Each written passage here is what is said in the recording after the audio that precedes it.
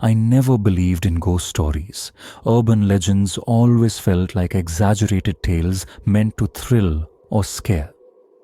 But that belief shattered the night I decided to find out the truth for myself. It started with a story I heard countless times. A local legend about an abandoned tunnel on the edge of town. People said no one who entered after midnight ever came out the same. Some never came out at all. I laughed it off, thinking it was just another creepy story to keep kids away. But curiosity, it has a strange way of pulling you in. I told myself it was just a tunnel, nothing more. But deep down, something felt off. Before I share what really happened, make sure to subscribe to SR's Haunted Stories. Trust me, you'll want to hear this till the end. Because that night, I discovered some legends are terrifyingly real. I first heard about the tunnel when I was a kid. They called it Black Hollow Tunnel. Hidden deep in the woods, it was nothing more than an old, crumbling structure from the early 1900s. Some said it was once used for transporting coal. Others claimed it was a secret military passage. But the stories that stuck were far darker. People whispered about a man who went missing inside, his screams echoing through the tunnel for nights after he was gone. Others spoke of shadowy figures lurking just beyond the entrance, waiting. One story told of a woman in white, seen standing at the mouth of the tunnel, silently watching anyone who dared to get too close. Locals avoided the place, especially after dark. They believed the tunnel was cursed, a doorway to something evil. But I wasn't convinced. It wasn't until I stumbled upon an old forum post online that my curiosity turned into obsession. The post detailed sightings, strange sounds, and even photographs, blurry, but chilling. People claimed they felt watched, heard voices whispering their names, and saw handprints on the damp tunnel walls. Still, part of me thought, it's just stories, right? That's when I made the decision. I had to see it for myself. Looking back, I should have listened to the warnings, but it was already too late. The night I decided to visit Black Hollow Tunnel, the sky was darker than usual, with thick clouds swallowing the moon. I parked my car at the edge of the woods, the engine falling silent, leaving only the sound of rustling leaves. The path to the tunnel was barely visible, a narrow trail, overgrown and forgotten. Every step I took seemed louder than it should have been, crunching dead leaves beneath my feet. The deeper I went, the colder the air became, unnaturally cold. After about 20 minutes, I saw it. The tunnel stood there like a mouth carved into the earth, wide open and waiting. Its brick walls were cracked and damp, covered in graffiti and vines. Faint drops of water echoed from somewhere deep inside. I stood at the entrance for a moment, staring into the endless darkness. The air smelled of wet stone and something else, something metallic. Blood, maybe? I shook the thought off. It's just a tunnel, I told myself. But the silence was too perfect. No insects, no wind, just nothing. I turned on my flashlight, its beam barely cutting through the black. As I stepped inside, the sound of my own breathing seemed deafening. Then I heard it, footsteps. But they weren't mine. They were faint, slow, and coming from deeper within. I froze. Part of me wanted to run, but curiosity pulled me forward, and so I kept walking. As I ventured deeper into the tunnel, the air grew heavier. My breath became shallow, and the flashlight trembled in my hand. I could hear my footsteps echoing, but it felt like something else was walking right behind me, close enough to make the hairs on my neck stand on end. The temperature dropped even further, and a strange, suffocating silence filled the tunnel. I could hear nothing but my own heartbeat and the rhythmic sound of my shoes tapping against the cold, damp stone. Then, without warning, the flashlight flickered. I tapped it twice, cursing under my breath, but it didn't stop. The beam sputtered once more before completely going out. I was plunged into pitch black. I stood there frozen, trying to calm myself. There was no way I was turning back now. I reached for my phone, but before I could turn on the flashlight, I felt it, a sudden overwhelming pressure on my chest. It was as if something was pressing down on me from all sides, squeezing the air out of my lungs. Then I heard it. A whisper, soft and faint at first, just behind my ear. "Leave," it said, but the voice wasn't human. It was sharp, distorted, almost like a growl. My heart raced and every instinct screamed at me to turn and run. But I couldn't. My feet felt glued to the ground. I finally managed to pull my phone from my pocket, the weak light barely illuminating the walls around me. That's when I saw it. The unmistakable outline of something. Someone standing just a few feet away. At first it was a shadow, an indistinct figure. But as the light hit, the shape solidified into something more terrifying. It was a man, tall, but with a twisted, contorted face. His eyes were wide, bloodshot, unblinking. His mouth stretched into an unnatural grin, showing teeth too sharp, too jagged to be real. The air felt suffocating. I could hardly breathe, my body paralyzed with fear. I blinked, and when I opened my eyes, he was gone. I backed up slowly, but the further I went, the more I could feel something following me, moving just out of sight. The whispers were louder now, a chorus of voices, all chanting the same word over and over. "Leave, leave, leave." Panic set in. I turned to run, but the tunnel seemed endless, stretching farther and farther with each step. My legs felt like lead, but I forced myself to move, desperate to get out. I heard footsteps again, but this time they were faster, closer. Then came the worst sound, a sharp, guttural scream that tore through the tunnel, so loud it vibrated in my chest. It was the scream of something in agony, but it wasn't human. My blood ran cold. I was trapped. I kept running, my breath ragged, my mind barely processing anything. I didn't dare look back, but I could feel it, the presence lurking behind me, just waiting for me to falter.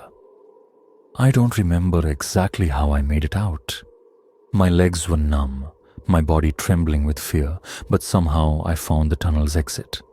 I burst into the open air, gasping for breath, my heart hammering in my chest.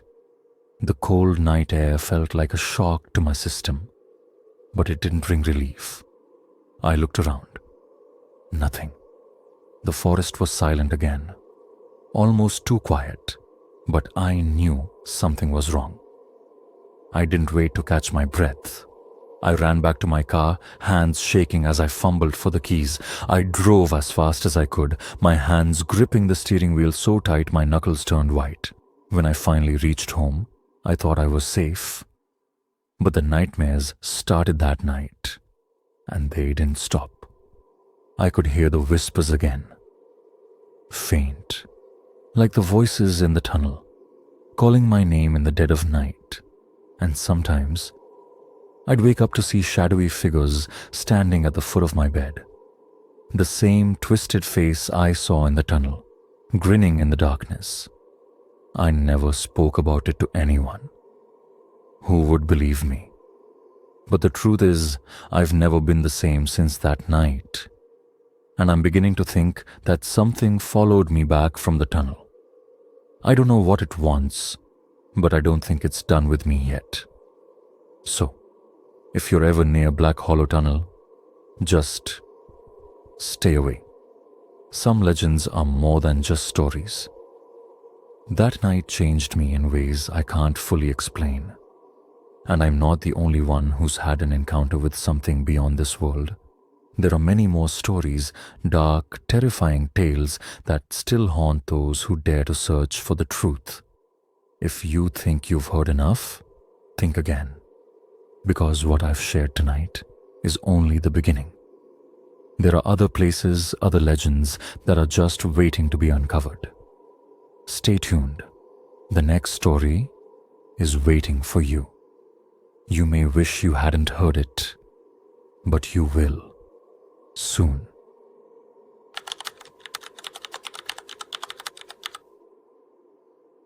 I still remember that night like it was yesterday.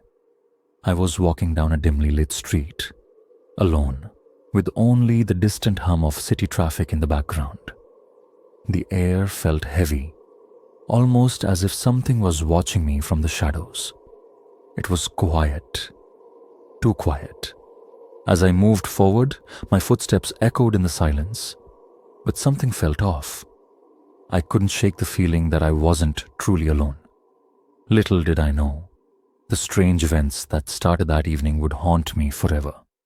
This is the story of what happened when I unknowingly wandered into the heart of an urban legend. As I walked down the street, the shadows seemed to stretch longer, creeping in from the corners of the alleyways. At first, I thought it was just my imagination, but something felt different tonight.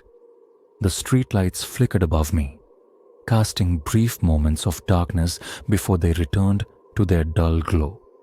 I couldn't shake the feeling that something or someone was following me. I quickened my pace, trying to push the thought out of my mind. But then, I heard it. A low sound, barely audible at first, like a whisper on the wind. It wasn't the usual noise you'd hear in the city. No cars, no distant chatter. Just a strange, unsettling whisper that seemed to come from the alley to my left. I stopped dead in my tracks, heart pounding in my chest. I looked over my shoulder, scanning the street behind me. Nothing. But the whisper was still there, closer now. I couldn't tell what it was saying, but I could feel it getting louder, like it was beckoning me. My hands went cold, and I took a step back, my eyes darting around in panic. There was something moving in the darkness. I couldn't see it clearly, but I could feel it watching me. Slowly, cautiously, I took a few more steps backward, my eyes locked on the alley. That's when I heard the sound again. This time unmistakable. It wasn't a whisper anymore. It was a voice, clear as day, calling my name. My heart skipped a beat as the voice called my name once more. It wasn't a familiar voice. No. It was deep and distorted, like it had come from somewhere far away. I froze, my breath caught in my throat. I told myself it was just my mind playing tricks on me. But deep down, I knew something wasn't right. The sound of footsteps reached my ears, slow and deliberate. My body was paralyzed with fear, and I couldn't move. The air felt thick, suffocating, as if the very atmosphere was closing in around me. I turned my head quickly, scanning the alley, desperate to see what was out there. But all I could make out was darkness, nothing more. Then, the footsteps stopped. It felt like time itself had frozen. I stood there for what seemed like an eternity, waiting for something, anything to happen. But all I could hear was the pounding of my own heart, thudding in my chest like a drum. Without thinking, my legs suddenly moved. I turned and began to run, my feet slapping against the pavement in a frantic rhythm. The street seemed endless, the buildings towering over me like looming giants. I kept glancing over my shoulder, expecting to see something, anything. But I saw nothing. Yet I couldn't shake the feeling that I was being pursued. Suddenly, there was a noise behind me, a rustling, like someone or something moving through the bushes. I snapped my head around. And that's when I saw it. A shadow. Just a flash of something darting across the street.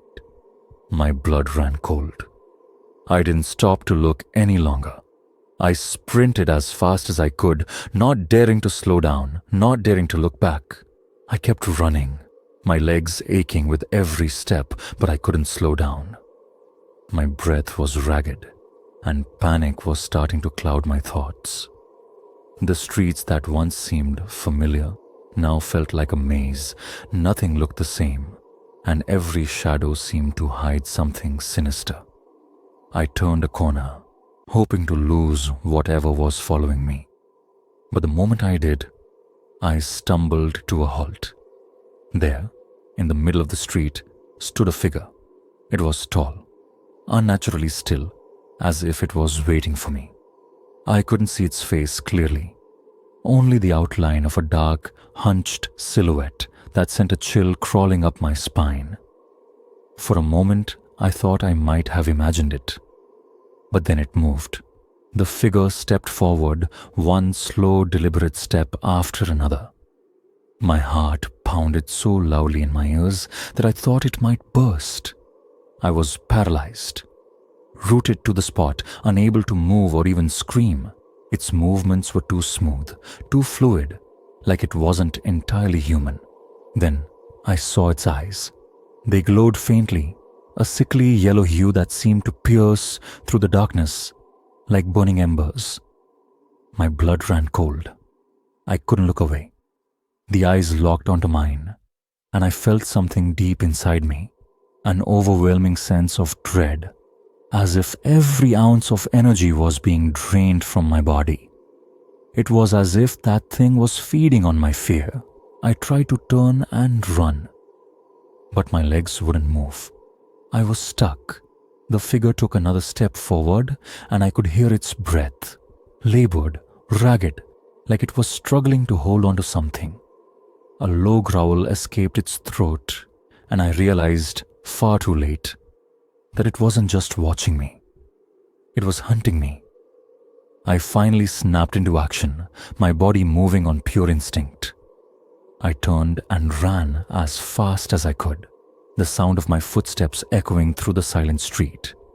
But the moment I looked back, I saw it, right behind me. The figure was closer now, its presence like a dark shadow that consumed everything in its path. I could hear it, its heavy breathing, like a beast stalking its prey. My lungs burned, but I couldn't afford to slow down. I glanced down an alley and made a split-second decision, darting into the narrow opening, but the alley didn't lead anywhere. It was a dead end. I turned around, my heart hammering in my chest, just as the figure appeared at the entrance of the alley. It moved slowly, savoring the moment, like it knew I had nowhere to go. I backed up against the brick wall, feeling its coldness seep through my clothes. I was trapped. Then it spoke. Its voice was low, guttural, sending a chill through my bones. "You can't escape." My mind raced, my fear paralyzing me, but in that moment of terror, something inside me snapped. With every ounce of strength left, I turned and sprinted towards the only opening, the figure still closing in behind me, just inches away. I could feel its cold breath on my neck as I reached the street. I was almost there. But would I make it? I didn't dare look back as I burst into the street, the figure still behind me, just moments away from catching me. My legs burned. My body felt like it was about to give out, but I pushed forward, not knowing where I was going, just running, hoping for anything. I finally reached the end of the street, a familiar corner, and then I saw it, a bright streetlight flickering in the distance. I ran toward it, my body nearly collapsing from exhaustion, but the light seemed like salvation. As I stumbled under the streetlight, I paused for a moment to catch my breath, my heart still racing. The air felt clearer, the suffocating weight lifting off my chest. I couldn't hear the footsteps anymore. I slowly turned around, but to my shock, nothing was there. No figure, no shadow, just the empty street stretching out before me. I felt a strange mix of relief and confusion. Had I imagined it all? Was it some twisted dream? But as I stood there, catching my breath, I noticed something that made my blood run cold. The ground beneath the streetlight was wet, as if something had been there recently, dragging along the pavement. I didn't stick around to find out. I ran, and I didn't stop until I was home. That night, I locked every door, every window, and I swore I'd never set foot on that street again.